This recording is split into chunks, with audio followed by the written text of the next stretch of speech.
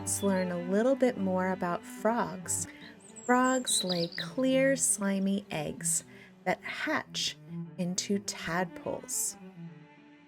Tadpoles breathe underwater with gills as they feed on plants. Now, you and I need our lungs to breathe. Everyone take a big breath in and then out. Oh. When we fill our lungs with air, it helps us to breathe.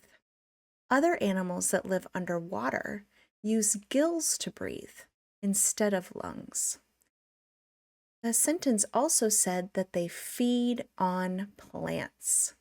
So even though adult frogs eat animals, when they're younger as tadpoles, they eat plants.